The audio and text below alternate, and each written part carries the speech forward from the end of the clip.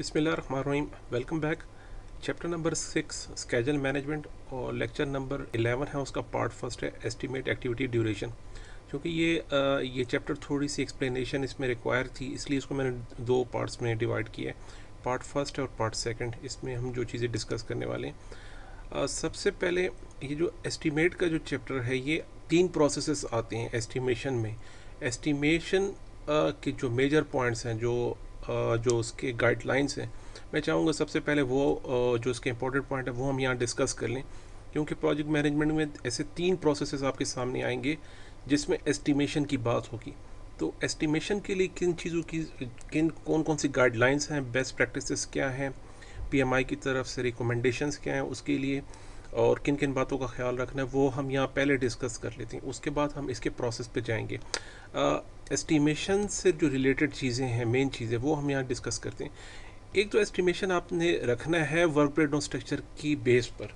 Work breakdown structure को सामने रखते हुए उसके वर्क पैकेजेस और एक्टिविटीज़ से एस्टिमेशन आपने लेनी है, और उसी को फोकस करके हमने इसी के एस्टिमेट को सामने रख के स्केजल का भी, कॉस्ट का भी, रिसोर्सेज का भी, सारे एस्टिमेट्स को हमने वर्क ब्रेकडाउन स्ट्रक्चर की बेस पर हमने एस्टिमेट करना है।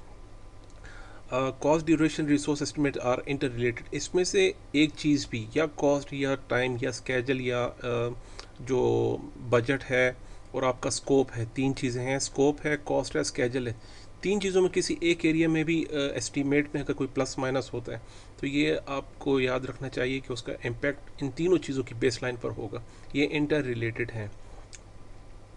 विदाउट रिस्क मैनेजमेंट, ये जो 3 चैप्टर और एस्टिमेशन है, इसका क्लोज रिलेशनशिप है रिस्क मैनेजमेंट के साथ। मैंने पहले भी बताया था, जब तक हम रिस्क मैनेजमेंट कंप्लीट नहीं कर लेते, हम किसी डॉक्यूमेंट को फाइनलाइज नहीं करेंगे। जो चीज़ें हम डिस्कस कर रहे हैं ये हमें हेल्प आउट करेंगी रिस्क मैनेजमेंट के चैप्टर के लिए। और रिस्क मैनेजमेंट के चैप्टर को जो हम डिस्कस करेंगे उसमें जो अपडेट्स होंगी वो वापस यही डॉक्यूमेंट जो हम यहाँ अभी प्रोसेस डिस्कस कर रहे हैं, इनके जो आउटपुट हैं उसको हम उसके रिजल्ट में अपडेट करेंगे सारे डॉक्यूमेंट्स को। एक चीज़ याद रखनी, तो एस्टिमेशन के बगैर, रिस्क मैनेजमेंट के बगैर हम एस्टिमेशन को फाइनल नहीं करेंगे। यहाँ से जब हम रिस्क मैनेजमेंट को कंप्लीट कर लेते हैं, स्टार्ट में देखें, अगर हम सीक्वेंस में जाएं तो हम पहले कॉस्ट को हमने डिस्कस किया, अभी हम स्केजल डिस्कस कर रहे हैं, इसके बाद हम जो है कॉस्ट को डिस्कस किया। पहले हमने स्केजल किया, फिर पहले हमने स्कोप किया, फिर हमने स्केजल डिस्कस किया, फिर इसके बाद हम कॉस्ट डिस्कस करेंगे। इनके साथ जैसे जैसे ये प्रोसेस मेच्योर होते जाएंगे, यहाँ पे हमारे पास रिस्क आइडेंटिफाइड होते जा रहे हैं। इन रिस्क को हम लेते जाएंगे, यहाँ से इकट्ठे करेंगे, और रिस्क मैनेजमेंट को में जाके सारे रिस्क को हम डिस्कस करेंगे और उसको कैसे ट्रीट करना है, उसका किस तरह का रिस्पांस प्लान कैसे बनाना है, कंटीजेंसी रिजर्व्स कैसे रखने हैं, वो दूसरे चैप्टर में, आखिरी चैप्टर में जो रिस्क मैनेजमेंट का चैप्टर है उसमें हम डिस्कस करेंगे। और उसी की अपडेट में हमने इन्हीं चीज़ों को दोबारा रिवाइज करना है जो हम यहाँ डिस्कस कर रहे हैं। तो यहाँ पर जो एस्टिमेशन का प्रोसेस है, इसमें हमारे पास जो जो रिस्क आइडेंटिफाई होते हैं वो आपने जो है कलेक्ट करनी है। एस्टिमेशन कौन करेगा? प्रोजेक्ट मैनेजर नहीं करेगा, वो बंदा करेगा जो ये काम करता है। तो प्रोजेक्ट मैनेजर की क्या रिस्पॉन्सिबिलिटी है? उसकी ये रिस्पॉन्सिबिलिटी है कि जो बंदा एस्टिमेट कर रहा है आप उसको पूरी इंफॉर्मेशन दीजिए। अब मैं यहाँ रिपीट करूँगा, जो बंदा एस्टिमेट कर रहा है, प्रोजेक्ट मैनेजर की रिस्पॉन्सिबिलिटी है कि उससे उस काम से रिलेटेड एक्टिविटी के एट्रीब्यूट्स, उनकी इंटरडिपेंडेंसीज, उनकी जो कंस्ट्रेंट्स हैं, इसके मुतालिक सारी इंफॉर्मेशन को प्रोवाइड करना ये प्रोजेक्ट मैनेजर का काम है। और एस्टिमेट वो करेगा जो बंदा ये काम करता है, यानी कंस्ट्रक्शन में जो एक्चुअल कंस्ट्रक्शन कर रहे हैं, जो जिस सेक्शन में हैं, वो वही लोग जो हैं उसको जो वर्क की जो एस्टिमेशन है वो करेंगे, वो और उसी को रिलायबल समझे जाते हैं। इंफॉर्मेशन आपके पास जो मेजर जो सॉलिड इंफॉर्मेशन आती है वो हिस्टोरिकल इंफॉर्मेशन से, आपने इसको आपने इग्नोर नहीं करना। प्रोजेक्ट मैनेजमेंट ऑफिस ये इंफॉर्मेशन आपको प्रोवाइड करेगा, और आपकी रिस्पॉन्सिबिलिटी है कि पिछले सिमिलर प्रोजेक्ट्स जो नियर बाय हुए, बहुत पुराना नहीं जाना, 5, 6, 10 साल पुराने प्रोजेक्ट नहीं, नियरली जो प्रोजेक्ट आपसे रिलेटेड सेम नेचर के हुए, उनके एस्टिमेट्स को उठाएं और उससे भी हेल्प आप ले सकते हैं। जितने छोटे साइज़ को हम एस्टिमेट करेंगे उतना हमारे लिए ज़्यादा बेहतर है। तो ये हमारे लिए जो है एक बेस्ट प्रैक्टिस यही है कि आप प्रोजेक्ट के छोटे साइज़ को एस्टिमेट करें, वो ज़्यादा एक्यूरेट और सही रहेंगे। दूसरी चीज़ ये है कि कंस्ट्रेंट्स जो प्रोजेक्ट चार्टर में आपको दिए गए कि यार इस प्रोजेक्ट को कंप्लीट करने की हमारे पास बजट इतना है और टाइम फ्रेम ये है और रिसोर्सेज इतने हैं वो आपने एज इट इज़ एक्सेप्ट करके उस पर प्रोजेक्ट को स्टार्ट नहीं करना, ये बहुत बड़ी गलती होगी। और इसी से राउंड अराउंड क्वेश्चंस भी एग्ज़ाम में काफ़ी आते हैं कि आपको जो कंस्ट्रेंट्स दिए गए हैं आपने एज इट इज़ उसको स्टार्ट किया है या खुद एनालिसिस उसका किया है कि इसके प्रोजेक्ट में एक्चुअल कितनी इन्वेस्टमेंट रिक्वायर्ड है, कितने रिसोर्सेज, किस लेवल के रिसोर्सेज रिक्वायर्ड हैं, किस किस टाइम फ्रेम पे ये काम हो सकता है, किस टाइम फ्रेम पे नहीं हो सकता। ये आपने अपना होमवर्क करना है साइड पर, प्रोजेक्ट चार्टर को सामने रखना है, अपना होमवर्क करना है, उसके अंदर गैप एनालिसिस देखना है। अगर डिफरेंस उसमें काफ़ी ज़्यादा है तो आप उसको या तो एक्सेप्ट करवाएं, अप्रूव कराएं सीनियर मैनेजमेंट से, या हैंड ऑफ करें उसको। आप प्रोजेक्ट आप मत लीजिए अगर इसकी एस्टीमेट्स में काफ़ी गैप है। तो आपने अपना एस्टीमेट भी तैयार करना है प्रोजेक्ट चार्टर के साथ। उन दोनों को फिर आखिर जब रिकनसाइल हो जाए, दोनों पे एग्रीड अपॉन हो जाए सीनियर मैनेजमेंट और आप, तो उस प्रोजेक्ट प्लान को लेकर चलना है आपने। ये गलती मत कीजिएगा, जो प्रोजेक्ट चार्टर आपको दिया जा रहा है आपने एज इट इज़ उस पर साइन किए। आप देखें आप उस लिमिटेशन में उसमें एडजस्टमेंट कर सकते हैं। ऐसी कोई टेक्निक्स हैं, कोई कंप्रेशंस कर सकते हैं, आपके पास कोई अपॉर्चुनिटी है या आपके पास वो स्किल लेवल, वो एबिलिटीज़ हैं, वो कम्पिटेंसीज हैं कि आप इस प्रोजेक्ट को एज इट इज़ जो प्रोजेक्ट चार्टर में मेंशन है उसके साथ लेके जा सकते हैं कि नहीं जा सकते। ये चीज़ क्लियर कीजिएगा। प्रोजेक्ट जो इनिशियल हम जिस पे अप्रूव्ड अपॉन होते हैं, जो प्रोजेक्ट हमने स्टार्ट में जिस पे हमने एक्सेप्ट किया था प्रोजेक्ट, अब ऐसा नहीं है कि 5 साल का प्रोजेक्ट है और 5 साल पहले के जो एस्टिमेट्स हैं आप उसी को लेके चलिए। Through out every day, every next day हमारे पास रियलिटीज़ आती हैं, कंसिक्वेंसेस चेंज होती हैं, न्यू जो है हालात चेंज हो जाते हैं, अब सिचुएशन चेंज हो जाती है। अब तो आए दिन न्यू ब्रेकिंग न्यूज़ आती हैं। आप उसी पुराने स्केजल को लेके अपने प्रोजेक्ट को अगर कंप्लीट नहीं कर सकते, आप कॉन्स्टेंटली उसको अपडेट करेंगे। एस्टिमेट टू कंप्लीट, ये इसको हम डिस्कस करेंगे कॉस्ट मैनेजमेंट के चैप्टर में डिटेल में, जब हम अर्न वैल्यू को डिस्कस करेंगे उसमें भी हम देखेंगे एस्टिमेट टू कैलकुलेट क्या होता है। इसको आपने कॉन्स्टेंटली अपडेट करना है through out the life of project, जैसे जैसे प्रोजेक्ट कंप्लीट हो रहे हैं। और work information, work data, work performance data आपके पास जैसे जैसे आ रहे हैं उसको सामने रखते हुए हमने अपने एस्टिमेट्स को रिवाइज करना है और उसको अपडेट करना है। आपके जो प्लान है वो कॉन्स्टेंटली रिवाइज होने चाहिए। एस्टिमेशन की बेस पे रेस्ट ऑफ जितने जो नॉलेज एरिया भी आएंगे इसके बाद, ये इन्हीं एस्टिमेट्स को लेकर हम फर्दर इस अपने प्रोजेक्ट मैनेजमेंट प्लान को लेके चलेंगे। लेकिन अगर सॉरी, अगर एस्टिमेट्स आपके चेंज हो रहे हैं तो अपने प्लान को कॉन्स्टेंटली रिवाइज कीजिए, अप्रूव चेंजेस कीजिए उसमें, जैसे जैसे वर्क आपका कंप्लीट हो रहा है उसके हिसाब से आपने लेके चलना है। Padding is not acceptable project management practice, जैसे हमने पहले भी डिस्कस किया। ये गेस हैं, एक काम को कंप्लीट होने के लिए फॉर एग्जांपल 1 मंथ का टाइम लगता है। आप कहते हो कि यार 1-2 हफ्ते ऐड कर लो इसमें अपनी तरफ से, 2 हफ्ते कैसे ऐड कर लें वैसे ही। या हम कहते हैं कि अपने क्लाइंट को खुश करने के लिए हमने 2 हफ्ते माइनस कर दिए, चलें जी हम इसको ना 2 हफ्ते या 3 हफ्तों में कर लेंगे। ये कतई गलत है, जो है रॉन्ग प्रोजेक्ट मैनेजमेंट प्रैक्टिस है। मैं इसको पहले भी बता चुका हूँ। गैस नहीं करना, जो चीज़ एक्यूरेट है, जो रियलिस्टिक है, आपने उसी को लेकर चलना है। Estimate must be kept realistic through out the life of project, जैसे हमने पहले बात की कि आपने अपने एस्टीमेट्स को रिवाइज करना है और अपडेट करना है periodically with the passage of time. जहाँ जहाँ ज़रूरत पड़े अपने अपने एस्टीमेट्स को रिवाइज करें और उसका अप्रूवल लीजिए। रिस्क मैनेजमेंट में एक चीज़ होगी कि हमारे पास जो थ्रेट्स आएंगे और जो अपॉर्चुनिटीज़ आएंगी उसकी वजह से आपके एस्टीमेट पे पॉजिटिवली या नेगेटिवली इम्पैक्ट ज़रूर पड़ेगा रिस्क मैनेजमेंट के चैप्टर में। तो रिस्क मैनेजमेंट चैप्टर जब तक हमारे पास कंप्लीट नहीं होता हम अपने एस्टिमेट्स को यहाँ फाइनल नहीं करेंगे। ये चीज़ मैं बार बार बताने की कोशिश कर रहा हूँ। रिस्क मैनेजमेंट का फैक्टर इस चैप्टर में भी है, उसका लिंक इस चैप्टर में भी है, और रिस्क मैनेजमेंट के अपने चैप्टर में भी हम एस्टिमेट्स को रिवाइज करते हैं। प्रोजेक्ट मैनेजर की, जिस तरह मैं पहले भी बता चुका हूँ कि उसी की रिस्पॉन्सिबिलिटी है कि आपने अपने प्रोजेक्ट को एक्यूरेट रखना है through out the life of the project. आपके जो एस्टिमेट्स हैं वो इंटीग्रेटेड होने चाहिए, वो रियलिस्टिक होने चाहिए through out the life. Start में आप देखें with the passage of time आपके प्रोजेक्ट में जो जो चेंजेस आ रही हैं, देखें प्रोजेक्ट्स हैं अनसर्टेनिटीज़ लेवल होती हैं, कोई भी चीज़ एक्यूरेट नहीं होती कि मैं इस तरह चाहता हूँ तो ऐसे ही होगा। ऐसे कभी नहीं होता। जिस तरह अल्लाह ताला चाहते हैं हर नेक्स्ट डे जो होता है डिफरेंट होता है, हर एस्टिमेट जो है हर नया दिन मुख्तलिफ होता है। तो आप जो जो जो कंडीशन और सिचुएशन है उसके हिसाब से अपने एस्टिमेट्स को रिवाइज कीजिए और अपडेट कीजिए। एस्टिमेट एक्टिविटी ड्यूरेशंस, यहाँ से हम पार्ट फर्स्ट में उसके जो इनपुट टूल टेक्निक्स हैं वो हम टॉप लेवल पे देख लेते हैं। इनपुट्स को हम डिस्कस करेंगे इस चैप्टर में, जो जो इसमें ज़रूरत है। टूल टेक्निक्स को यहाँ डिस्कस करेंगे, और आउटपुट इसमें सेक्शन फर्स्ट है। सेक्शन फर्स्ट में हमें कुछ पार्ट हम इस सेक्शन में कवर करेंगे, और कुछ पार्ट जो है नेक्स्ट लेक्चर में जो इसके पार्ट 2 उसमें कवर करेंगे। तो एस्टीमेट है जो प्रोसेस है, ये है स्केजल मैनेजमेंट नॉलेज एरिया है, और प्लानिंग ग्रुप का ये पार्ट है। इसके लिए जो इनपुट्स चाहिए, आप जो हमने एक्टिविटी एट लिस्ट रखी हैं, एट्रीब्यूट्स हैं, वो आपको चाहिए। एजम्पशंस लॉग चाहिए, लेसन लर्न रजिस्टर्ड चाहिए, जो पुराने प्रोजेक्ट से लेसन लर्न वो उठाइए। Resource breakdown structure resource management में डिस्कस करेंगे। आरबीएस को लीजिए, रिसोर्स ब्रेकडाउन स्ट्रक्चर उठाएं। रिसोर्स की जो रिक्वायरमेंट्स हैं, जिस लेवल की जो रिक्वायरमेंट हमें चाहिए, किस लेवल की, किस एक्सपर्टीज़ की, कितने एक्सपेंसिव होने चाहिए, जो रिक्वायरमेंट है, ये रिस्क मैनेजमेंट में हम इसको डिस्कस करेंगे।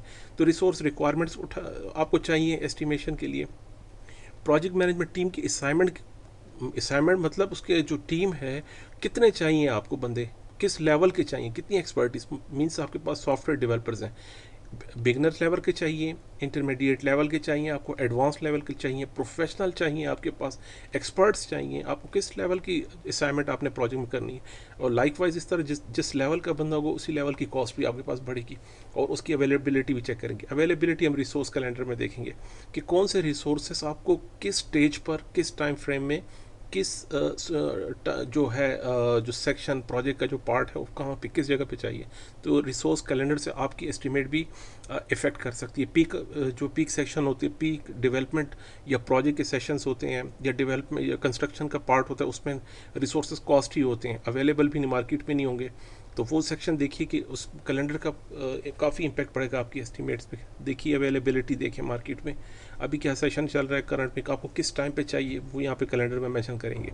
रिस्क रजिस्टर बहुत इंपॉर्टेंट है, जिस तरह हम कॉन्स्टेंटली डिस्कस कर रहे हैं, रिस्क रजिस्टर हमारे पास इंपॉर्टेंट है।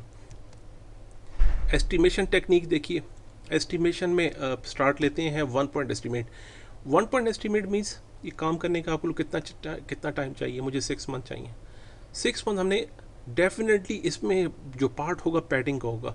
तो मेरे जहन में ये है कि 4 महीने का काम है, तो मैं अपने क्लाइंट को 5 या 6 महीने कह देता हूँ, बीच में कुछ भी हो सकता है। अब ये मैंने गेस कर दिया कि काम तो 4 या 4.5 मंथ का था, 4.5 मंथ का लग रहा है, और मैंने उसको 6 मंथ का कह दिया।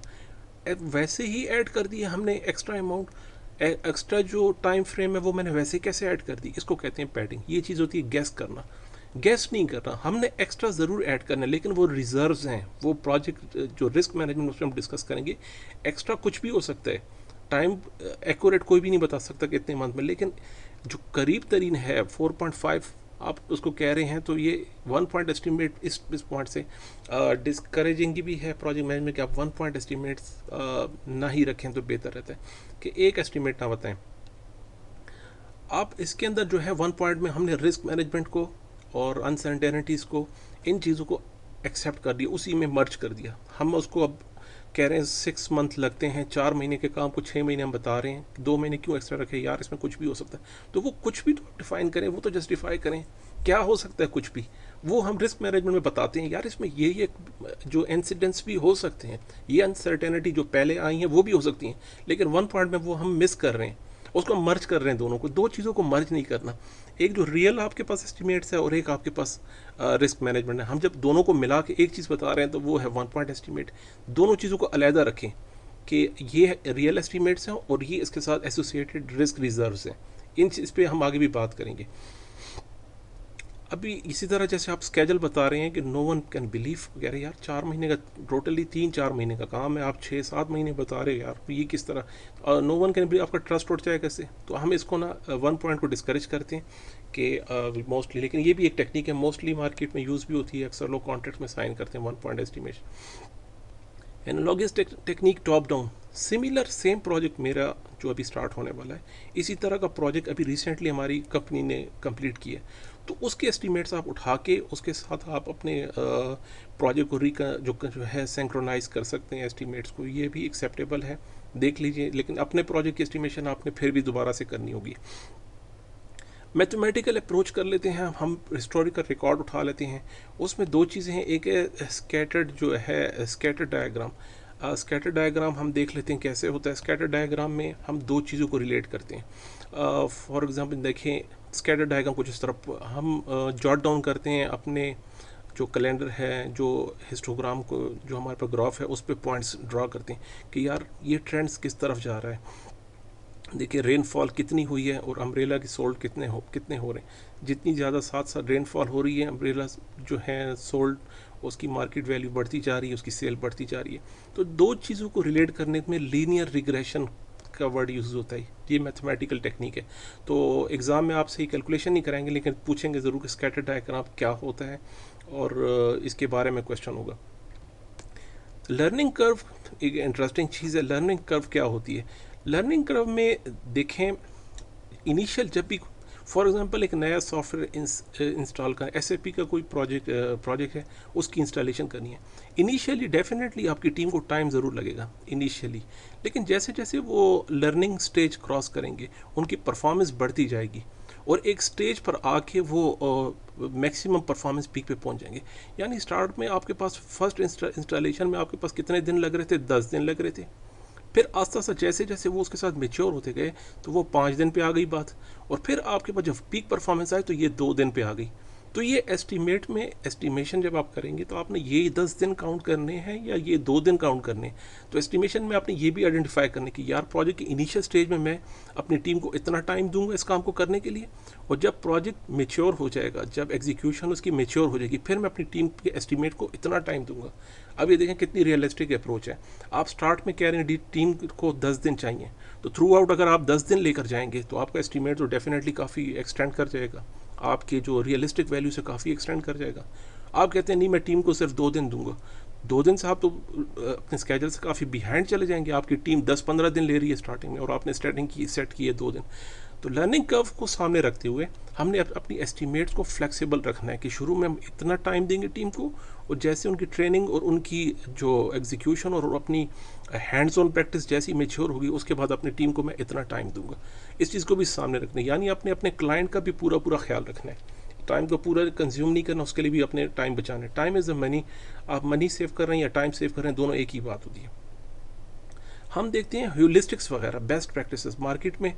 यार जो डिज़ाइन का फेज़ है ना, उसको हम देंगे 10 में से हमने चार चार जो हैं हमने डिज़ाइन को देने हैं, और 4 जो हैं हमने डेवलपमेंट में देने हैं, और 2 दिन जो है वो टेस्टिंग पे और डॉक्यूमेंटेशन पे देने हैं। ये हमारा एक कॉमन जो है एक रूल ऑफ थंब चल रहा है, बेस्ट प्रैक्टिस 80/20 रूल से कहते हैं। कंस्ट्रक्शन में भी जो होता है, जो हर सेक्शन को, जो उनकी एग्जीक्यूशन को मेच्योर जो प्रोजेक्ट मैनेजर्स हैं, एक्सपीरियंस लोग हैं, उन्हें ज़्यादा अंदाज़ा रहता है कि सॉफ्टवेयर को डाटा कलेक्शन में, रिक्वायरमेंट एनालिसिस में कितना टाइम लगेगा, डिज़ाइन में कितना टाइम लगेगा, एग्जीक्यूशन डेवलपमेंट में कितना टाइम लगता है, और फाइनल जो है इंस्टॉलेशन में और प्रोजेक्ट को वाइंड अप करने में, उसको क्लोजिंग में कितना टाइम लगता है। तो ये बास प्रोजेक्ट्स जो फील्ड्स हैं उसमें ह्यूरिस्टिक्स होते हैं, रूल ऑफ थंब यूज़ होता है कि ये इसके अंदर हमने इतना इतना टाइम देना है।